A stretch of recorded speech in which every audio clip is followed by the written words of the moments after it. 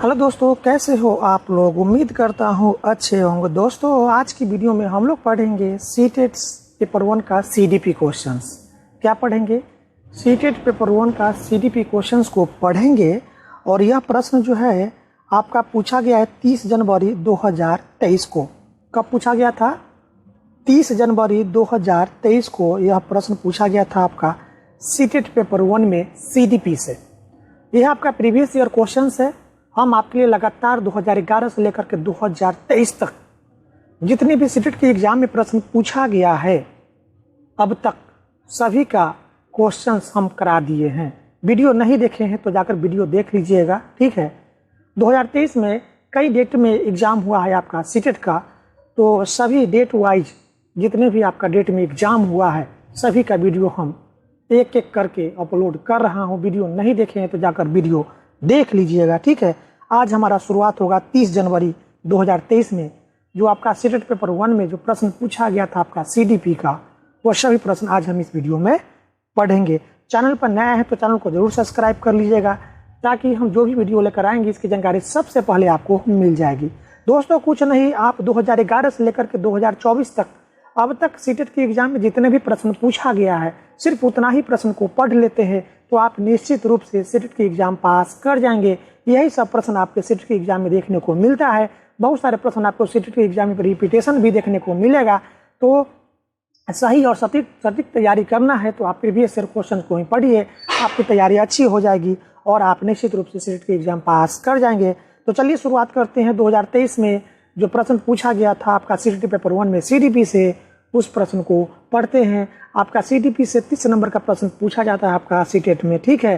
तो वो सभी 30 प्रश्न आज हम इस वीडियो में पढ़ेंगे। तो चलिए शुरुआत करते हैं, लगाते हैं पहला क्वेश्चन आपके सामने। सीटेट का पहला, यहाँ पर सीटेट सीडीपी का पहला प्रश्न है आपके सामने है। पहला प्रश्न है, यद्यपि विकास के क्षेत्रों का कुछ आयामों में परस्पर व्याप्त होता है, तथापि निम्नलिखित में से विकास का कौन सा क्षेत्र विशिष्ट रूप से स्वयं एवं दूसरे के बारे में भावनाओं की प्रगति अनुक्रम का अध्ययन करता है? तो यह कौन सा होगा? विकास का कौन सा क्षेत्र होगा?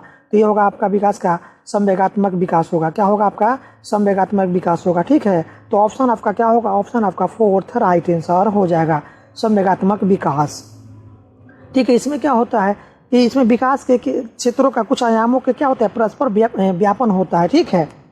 और परस्पर व्यापन होता है, उससे क्या होता है कि स्वयं एवं दूसरे के बारे में भावनाओं की प्रगति को क्या किया जाता है? अध्ययन किया जाता है। एक विकास का कौन सा है? ये आपका संवेगात्मक विकास है, ठीक है। तो ऑप्शन आपका क्या होगा? ऑप्शन आपका 4th राइट आंसर होगा, संवेगात्मक विकास। चलते हैं अगले प्रश्न की तरफ। अगला प्रश्न है आपके सामने, प्रश्न नंबर 2 कहता है कि विकास का कौन सा सिद्धांत यह निर्दिष्ट करता है कि समग्र निर्माण हेतु कुछ विशिष्ट प्रतिक्रिया विकास की बाद की प्रक्रिया से समन्वित होती है? बताइए इसका राइट आंसर क्या होगा? तो इसका राइट आंसर होगा ऑप्शन आपका 2 होगा, एकीकरण का सिद्धांत। क्या होगा? आपका एकीकरण का सिद्धांत होगा। ऑप्शन आपका 2 राइट आंसर हो जाएगा। चलते हैं अगले प्रश्न की तरफ। अगला प्रश्न है आपके सामने दिया हुआ दोस्तों, प्रश्न नंबर 3 है कि निम्न में से कौन सा घटक सामाजिक सांस्कृतिक घटकों की श्रेणी में आता है जो विकास को प्रभावित करता है? तो देखिए, स्कूली माहौल, इसमें क्या है? बच्चों की सामाजिक सांस्कृतिक घटक के अंतर्गत यह आता है। जो आपका स्कूल होता है, यह जो है स्कूली जो माहौल होता है, स्कूल का जो माहौल होता है, यह आपका सामाजिक सांस्कृतिक घटकों की श्रेणी को क्या करता है? आपका प्रभावित करता है। यानी सामाजिक सांस्कृतिक घटक में आपका स्कूल आती है और यह क्या है? आपका विकास को क्या करता है? प्रभावित करता है। कौन? आपका स्कूली माहौल, ठीक है। तो ऑप्शन आपका क्या होगा? ऑप्शन आपका 1 राइट आंसर होगा, स्कूली माहौल, ठीक है। चलते हैं अगले प्रश्न की तरफ। यानी स्कूल का यदि माहौल अच्छा है तो वहाँ पर क्या है? बच्चे की विकास अच्छी होती है, ठीक है। तो स्कूली माहौल जो होता है बच्चों की सांस्कृतिक और सामाजिक विकास पर क्या करता है? यह प्रभावित करता है, ठीक है। चलते हैं अगले प्रश्न की तरफ। अगला प्रश्न है कि जीन पियाजे के संज्ञानात्मक विकास के सिद्धांत के अनुसार एक अध्यापिका 7 से 11 वर्ष की अवस्था वाले विद्यार्थियों को स्वतंत्र रूप से कार्य करने के लिए ऐसा कार्य देती है जिसमें डैश की आवश्यकता होती है। तो जिसमें है प्रतिवर्ती चिंतन की आवश्यकता होती है, ठीक है। इसमें क्या है कि प्रतिवर्ती चिंतन की आवश्यकता होती है। तो ऑप्शन आपका क्या होगा? ऑप्शन आपका 2 राइट आंसर होगा, प्रतिवर्ती चिंतन। चलते हैं अगले प्रश्न की तरफ। प्रश्न नंबर 5 है आपके सामने। प्रश्न नंबर 5 है कि जीन पियाजे के संज्ञानात्मक विकास के सिद्धांत के अनुसार किस अवस्था में अधिकांश बच्चे अमूर्त समस्याओं को तार्किक ढंग से हल करने में सक्षम हो जाते हैं? बताइए इसका राइट आंसर। तो ये होगा आपका मूर्त संक्रियात्मक अवस्था। मूर्त संक्रियात्मक अवस्था में बच्चे जो है ना वो तार्किक रूप से क्या है किसी चीज को हल करने में सक्षम हो जाता है। तो ऑप्शन आपका थर्ड राइट आंसर होगा, मूर्त संक्रियात्मक अवस्था। चलते हैं अगले प्रश्न की तरफ। अगला प्रश्न है आपके सामने। प्रश्न की नूरी इस तर्क हमारे समाज के प्रति कुछ दायित्व है और उस दायित्व के लिए हमें नियमों का पालन करना चाहिए के आधार पर अपनी क्रियाओं का निर्णय लेती है। लॉरेंस कोहलबर्ग के अनुसार नूरी इस समय नैतिक तार्किकता की किस अवस्था में है? बताइए इसका राइट आंसर क्या होगा। तो इसका राइट आंसर होगा आपका अभिसामयिक। ठीक है, अभिसामयिक अवस्था में है नूरी। ठीक है, नैतिक तार्किकता की किस अवस्था में है? तो अभिसामयिक अवस्था में। ऑप्शन आपका 2 राइट आंसर हो जाएगा, अभिसामयिक अवस्था। चलते हैं अगले प्रश्न की तरफ। अगला प्रश्न है आपके सामने दिया हुआ प्रश्न है कि एक अध्यापिका विद्यार्थियों को ऐसा प्रदत्त कार्य देती है जिसमें परिवार के सदस्यों के साथ चर्चा करना महत्वपूर्ण रूप से शामिल है। लाय-वाइगोत्स्की के सिद्धांत के अनुसार उस अध्यापिका का मत है कि बच्चों के संज्ञानात्मक विकास में डैश की महत्वपूर्ण भूमिका है। तो बच्चों के संज्ञानात्मक विकास में जो है ना सामाजिक अंतःक्रिया की बहुत ही महत्वपूर्ण भूमिका होती है। बच्चे जो है ना समाज से अंतःक्रिया करके क्या होता है सीखती है। तो इसमें समाज की क्या है बहुत महत्वपूर्ण भूमिका होती है बच्चे की संज्ञानात्मक विकास में। तो ऑप्शन आपका 4 राइट आंसर का सामाजिक अंतःक्रिया है। चलते हैं अगले प्रश्न की तरफ। अगला प्रश्न है आपके सामने दिया हुआ प्रश्न की लाय-वाइगोत्स्की की विचारों से सहमति रखने वाली अध्यापिका को निम्न में से क्या करना चाहिए? लाय-वाइगोत्स्की के विचारों से सहमति रखने वाली अध्यापिका को निम्न में से क्या करना चाहिए? यह क्वेश्चन आपसे पूछ रहा है। तो इसका राइट आंसर होगा विद्यार्थियों के बीच चर्चा और वैचारिक बहस को बढ़ावा देना चाहिए। ऑप्शन आपका 3 राइट आंसर हो जाएगा, विद्यार्थियों के बीच चर्चा और वैचारिक बहस को बढ़ावा देना चाहिए। चलते हैं अगले प्रश्न की तरफ। अगला प्रश्न आपके सामने प्रश्न की लाय-वाइगोत्स्की का मत है कि उच्चतर क्रम की मानसिक प्रक्रिया डैश के द्वारा सम्मिलित होती है। लाय-वाइगोत्स्की का मत है कि उच्चतर क्रम की मानसिक प्रक्रिया डैश के द्वारा सम्मिलित होती है। बताइए इसका राइट आंसर क्या होगा। तो मनोवैज्ञानिक उपकरण होगा। इसका राइट आंसर क्या होगा? मनोवैज्ञानिक उपकरण होगा इसका राइट आंसर। ठीक है, तो ऑप्शन आपका 1 राइट आंसर होगा, मनोवैज्ञानिक उपकरण। इसके द्वारा क्या होता है बच्चों के उच्चतर क्रम की मानसिक प्रक्रिया क्या होता है इससे बनती है। तो ऑप्शन आपका 1 राइट आंसर होगा, मनोवैज्ञानिक उपकरण। चलते हैं अगले प्रश्न की तरफ। अगला प्रश्न आपके सामने प्रश्न की हार्वर्ड गार्टनर के सिद्धांत के अनुसार जो विद्यार्थी दूसरों की भावनाओं, मनोदशाओं और इरादों को अच्छी तरह से समझ पाते हैं उनमें किस प्रकार की बुद्धि का उच्च स्तर होता है? तो जो बच्चे दूसरे की मनोदशाओं और हाव-भाव की समझता है उसमें जो होता है उस बच्चों में होता है अंतर्वैयक्तिक बुद्धि का उच्च स्तर होता है। क्या होता है? अंतर्वैयक्तिक बुद्धि का उच्च स्तर होता है। ऑप्शन आपका 1 राइट आंसर हो जाएगा, अंतर्वैयक्तिक बुद्धि। चलते हैं अगले प्रश्न की तरफ। अगला प्रश्न है आपके सामने प्रश्न है बच्चों की लाय-वाइगोत्स्की के विचारों के अनुसार निम्न में से कौन सा कथन भाषा और संज्ञान के बीच के संबंध को सही रूप से दर्शाता है? बताइए इसका राइट आंसर क्या होगा। तो इसका राइट आंसर होगा बच्चों की निजी वाक उनकी मौखिक सोच के आंतरिक स्तर को दर्शाती है। बच्चों की निजी वाक जो होती है उनकी मौखिक सोच के आंतरिक स्तर को दर्शाती है। तो ऑप्शन आपका 3 राइट आंसर हो जाएगा। चलते हैं अगले प्रश्न की तरफ। प्रश्न है कि लड़के हमेशा विज्ञान में अच्छे होते हैं और लड़कियां गायन में, यह कथन क्या दर्शाता है? तो देखिए लड़के हमेशा विज्ञान में अच्छे होते हैं, तो लड़के हमेशा विज्ञान में अच्छे सिर्फ लड़के ही नहीं होते, लड़कियां भी अच्छी होती है विज्ञान में। तो यहाँ सिर्फ लड़के के बारे में कहा जा रहा है, लड़कियों के बारे में नहीं कहा जा रहा है कि लड़की विज्ञान में अच्छे होते हैं, लड़कियां जो है ना विज्ञान में अच्छे ना होकर के वह क्या है गायन में अच्छे होते हैं। तो यह कथन क्या दर्शाता है? यह कथन जो है ये आपका जेंडर रूढ़िवादिता को दर्शाता है। क्या दर्शाता है कि बच्चे विज्ञान में अच्छे होते हैं, लड़कियां विज्ञान में अच्छे नहीं होते हैं, लड़कियां जो होते हैं ना गायन में अच्छी होती है। तो यह क्या दर्शाता है? यह आपका जेंडर रूढ़िवादिता को दर्शाता है कि लड़का यह कर सकता है, लड़कियां यह नहीं कर सकती है। यह क्या है? आपका जेंडर रूढ़िवादिता को दर्शाती है। तो ऑप्शन आपका 4 राइट आंसर होगा, जेंडर रूढ़िवादिता। ठीक है, चलते हैं अगले प्रश्न की तरफ। अगला प्रश्न है आपके सामने।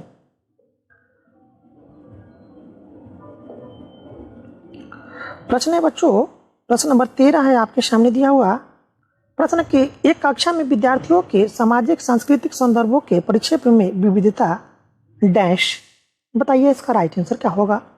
तो को एक गुण के रूप में लेना चाहिए और अवधारणाओं के शिक्षण में इस्तेमाल किया जाना चाहिए। ठीक है, एक कक्षा में विद्यार्थियों के सामाजिक सांस्कृतिक संदर्भों के परिक्षेप में विविधता को क्या है, एक रूप में लेना चाहिए और अवधारणाओं के शिक्षण में इस्तेमाल किया जाना चाहिए। ठीक है, तो ऑप्शन आपका क्या होगा, थर्ड राइट आंसर हो जाएगा। चाहे बच्चे किसी भी सांस्कृतिक धर्म और वर्ग से हो, सही बच्चों को कक्षा में एक समान क्या है, उसकी भाषा को सम्मान देना चाहिए और उनकी शिक्षण को में क्या है, भाषा को उसकी भाषा को शिक्षण में इस्तेमाल करना चाहिए। तो ऑप्शन आपका क्या होगा, आपका ऑप्शन होगा थर्ड राइट आंसर।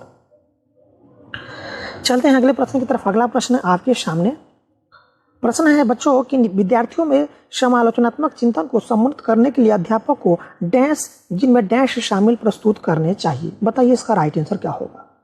तो राइट आंसर होगा खुले अंत वाले यानी मुक्त उत्तर प्रश्न औपचारिक चिंतन करना चाहिए। ठीक है, तो ऑप्शन आपका एक राइट आंसर हो जाएगा। चलते हैं अगले प्रश्न की तरफ। अगला प्रश्न आपके सामने प्रश्न की रचनात्मक आकलन किस प्रकार किया जाना चाहिए। तो रचनात्मक आकलन जो है ये आपका किस प्रकार किया जाना चाहिए पूछ रहा है आपसे।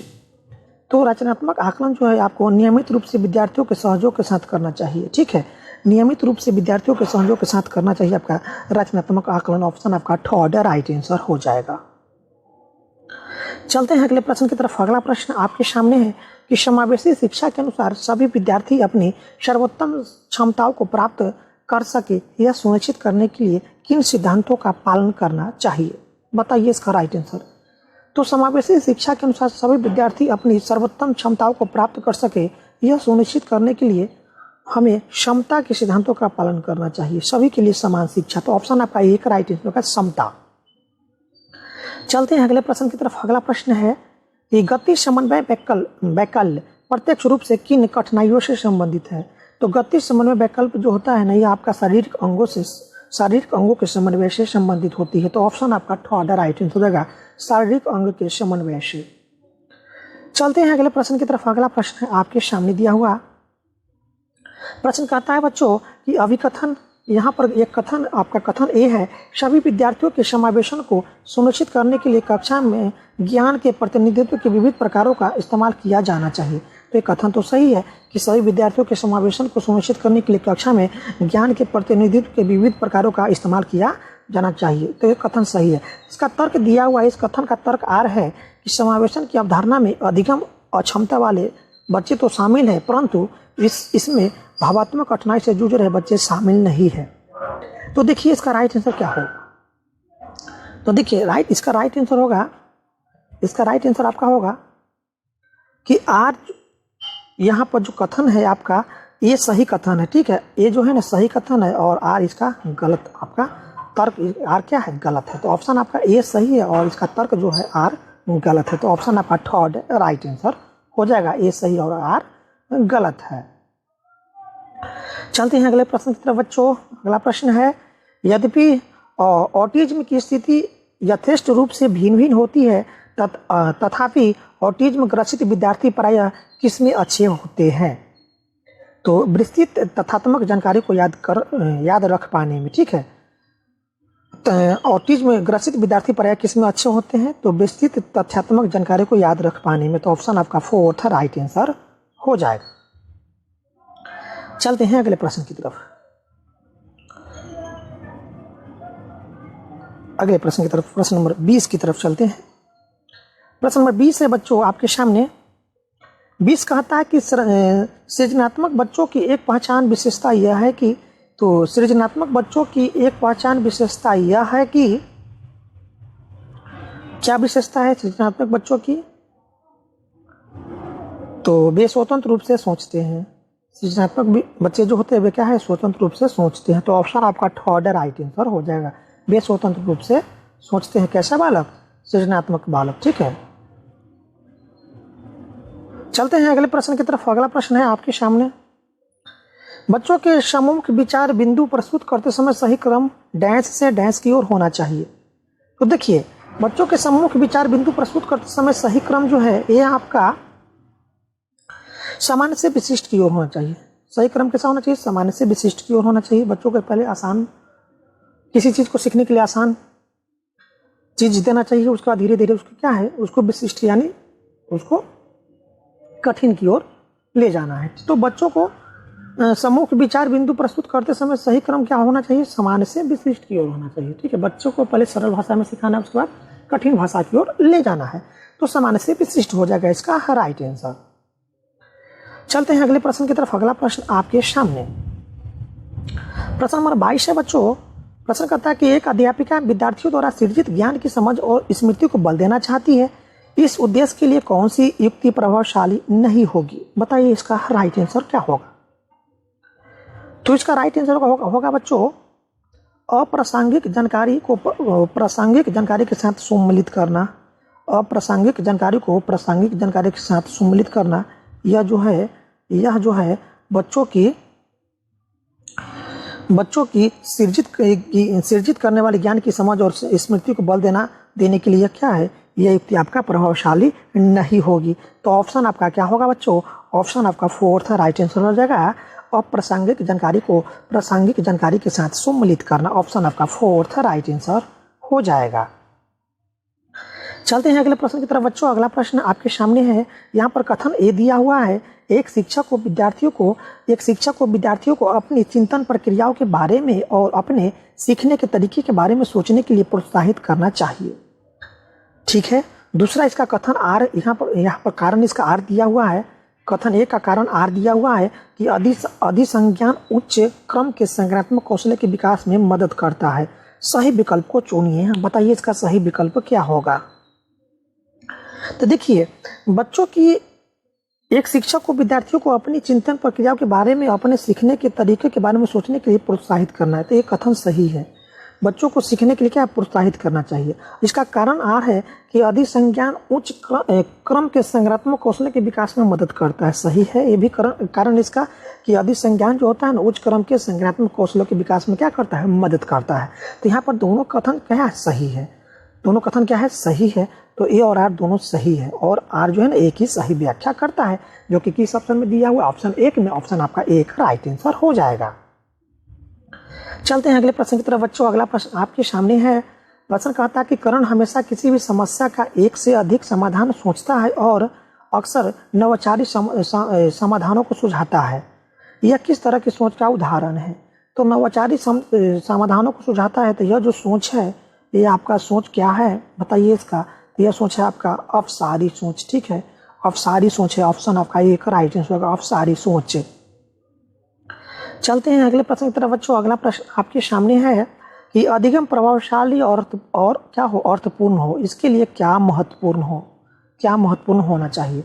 अधिगम प्रभावशाली और अर्थपूर्ण हो, इसके लिए क्या महत्वपूर्ण है? बताइए इसका राइट आंसर। तो अधिगम प्रभावशाली और अर्थपूर्ण हो, इसके लिए विद्यालय में हो रहे अधिगम और विद्यालय के बाहर के जीवन के बीच संबद्धता स्थापित करना चाहिए। तो क्या होगा, अधिगम प्रभावशाली और अर्थपूर्ण होगा। ठीक है, तो ऑप्शन आपका एक राइट आंसर होगा, विद्यालय में हो रहे अधिगम और विद्यालय के बाहर के जीवन के बीच संबद्धता स्थापित करना चाहिए। तो क्या होगा, बच्चों में अधिगम प्रभावशाली और अर्थपूर्ण होगी। तो ऑप्शन आपका क्या होगा, ऑप्शन आपका एक राइट आंसर हो जाएगा। चलते हैं अगले प्रश्न की तरफ बच्चों। अगला प्रश्न आपके सामने है।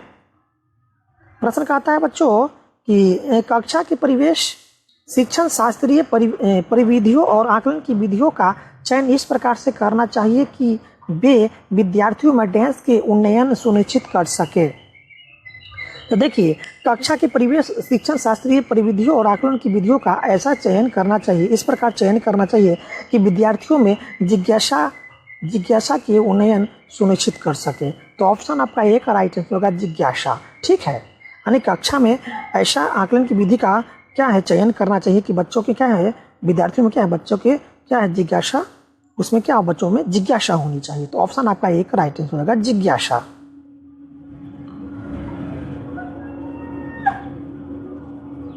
चलते हैं अगले प्रश्न की तरफ। अगला प्रश्न है आपके सामने बच्चों। प्रश्न है विद्यार्थियों द्वारा की गई त्रुटियों को सुलझाने के लिए निम्नलिखित में से शिक्षक द्वारा अपनाया गया कौन सा तरीका सही है नहीं होगा। विद्यार्थियों द्वारा किया गया त्रुटियों को सुलझाने के लिए निम्नलिखित में से शिक्षक द्वारा अपनाया गया कौन सा तरीका सही नहीं होगा, यह आपसे पूछा जा रहा है।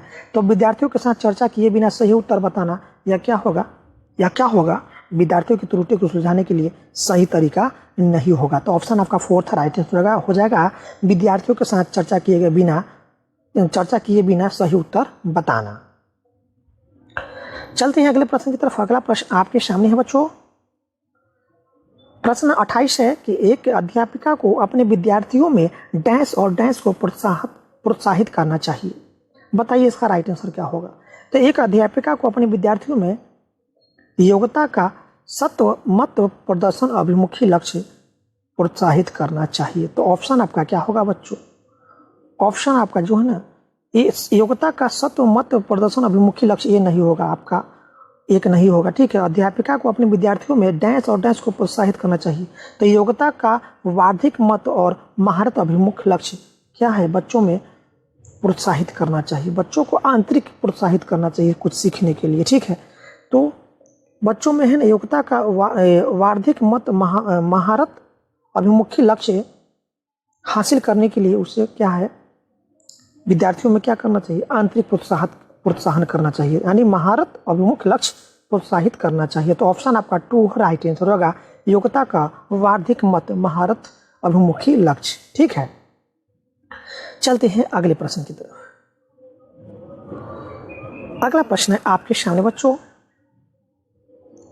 प्रश्न नंबर 29 है कि भावनाओं और संज्ञान के संदर्भ में निम्नलिखित में से कौन सा सही है? तो भावनाओं और संज्ञान के संदर्भ में निम्नलिखित में कौन सा सही है? तो भावनाओं और संज्ञान के संदर्भ में हर्ष और उल्लास की भावना चर्चा में भाग लेने के लिए बढ़ावा देती है। ऑप्शन आपका 2 यही राइट आंसर हो जाएगा। ठीक है, हर्ष और उल्लास की भावना चर्चा में भाग लेने के लिए बढ़ावा देती है, या क्या आपका संज्ञान के संदर्भ में सही है। तो ऑप्शन आपका 2 राइट आंसर हो जाएगा।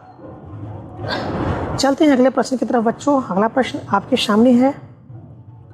प्रश्न के निम्नलिखित में से क्या प्रभावी समस्या समाधान कौशल के विकास में योगदान देता है? तो इसका राइट आंसर होगा आपका स्मरण उपकारी विधियां और समझ बनाना। ये आपका दोनों कथन सही होगा समस्या समाधान कौशल के विकास में। ठीक है, तो ऑप्शन आपका कथन ए 2 और 3 राइट कथन है, जो कि किस ऑप्शन में दिया हुआ है? ऑप्शन आपका 2 में दिया हुआ है, 2 और 3। तो दोस्तों इस तरह से आपका 30 जनवरी 2023 को जो प्रश्न पूछा गया था आपका सीटेट पेपर 1 में सीडीपी से सभी प्रश्न समाप्त हुआ। दोस्तों हम आपके लिए लगातार 2011 से सीटेट के एग्जाम में जितने भी प्रश्न पूछा गया आज तक, यानी 2023 तक जितने भी प्रश्न आपका पूछा गया है सीटेट में, सही प्रश्न का वीडियो हम अपलोड कर दिए हैं। प्रीवियस ईयर क्वेश्चंस का नहीं देखे हैं तो जाकर वीडियो देख लीजिएगा, और यही पढ़ कर के आप सीटेट की एग्जाम पास कर जाएंगे। ठीक है, आपको अलग से कुछ पढ़ने की जरूरत नहीं है, सिर्फ प्रीवियस ईयर क्वेश्चन को पढ़ करके ही सीटेट की एग्जाम पास कर सकते हैं आप। ठीक है, तो लगातार आप सीटेट की प्रीवियस ईयर क्वेश्चन को पढ़िए और इसी से प्रैक्टिस कीजिए, आपकी तैयारी बहुत ही अच्छी हो जाएगी और आप सीटेट की एग्जाम पास कर जाएंगे। यही सब प्रश्न आपका सीटेट के एग्जाम में पूछा जाता है। ठीक है, तो चैनल को जरूर सब्सक्राइब कर लीजिएगा। वीडियो अच्छी लगी तो वीडियो को अधिक से अधिक अपने दोस्तों में जरूर शेयर कीजिएगा, ताकि वे बच्चों जो बिना पैसे को तैयारी करना चाहते हैं, सीटेट की एग्जाम पास करना चाहते हैं, उनको भी इस वीडियो से लाभ हो सके। तो वीडियो को अधिक से अधिक अपने दोस्तों में जरूर शेयर कीजिएगा। वीडियो देखने के लिए आपका बहुत बहुत धन्यवाद।